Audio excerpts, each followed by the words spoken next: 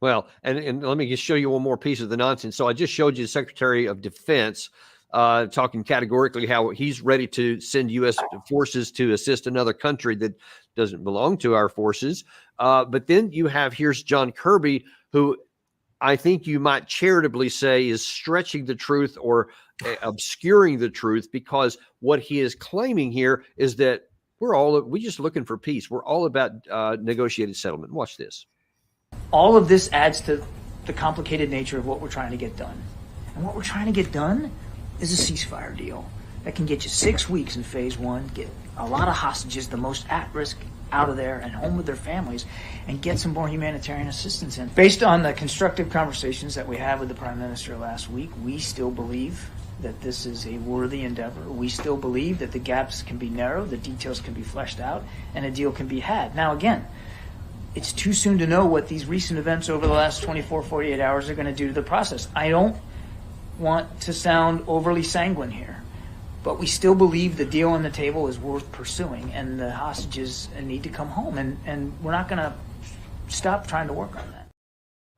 It's hard for me to even just keep my composure when I hear this official statement by the senior White House spokesman say that our constructive conversations with Netanyahu last week are still hopeful that we can get a deal, ceasefire, get the hostages back at Hall, when the events that he was referring to there is the assassination of the negotiating partner on the Hamas side, all but killing any kind of possibility of constructive talks. So how to view those things when they say that such things that seem so at odds with truth? The short explanation is that this government and the society they currently dominate right now has been Sovietized. It all reminds me of 1968.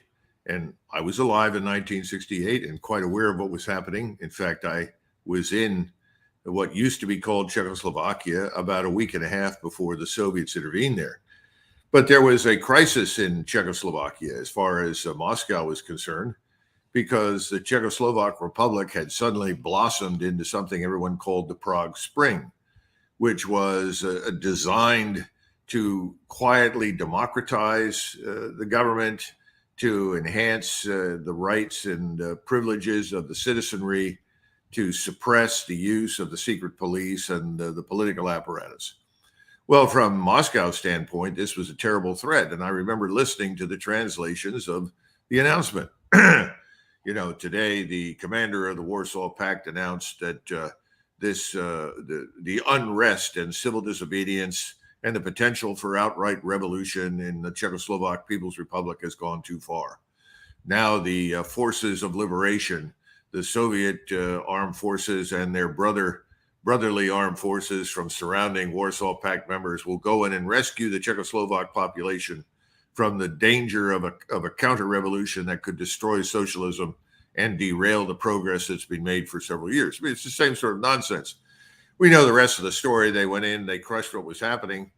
And the Czechs in particular were very funny, because they stood around and said, well, let's change all the street signs so the Soviets can't find their way around Prague and other kinds of things. But there wasn't a whole hell of a lot they could do. Well, we have a similar situation now in Washington. We're in the business of saying, oh, no, the sky is not blue. It's actually deep purple. And there are no clouds in the sky. Ignore those large black fluffy things up there. That's not at all a danger. But on the other hand, we're very concerned about the white clouds, and those white clouds have to be carefully monitored. The world is being stood on its head. So it's one lie on top of another lie. No one is interested right now in Israel in peace. And as long as Mr. Netanyahu and his electorate are not interested in peace, neither is the United States Congress. Now, whatever the American people think is irrelevant. That's not very encouraging, but that's kind of how I see it. And there's one other person that kind of sees it that way. And we at least have one good one to put in here. This is former Ambassador Chas Freeman, who was responding to what Kirby and some of these other people have been saying about what the U.S. government is claiming to do. Here's what they actually are doing.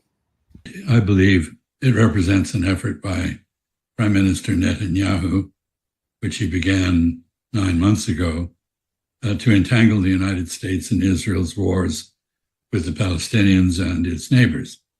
And I think if you're serious about negotiating a hostage release and a ceasefire, you don't murder your opposite number at the negotiating table. So any doubt that anyone may have had about whether Israel was sincere in pursuing an agreement with Palestinians has now been eliminated. Well, hard to add much onto that, but I mean,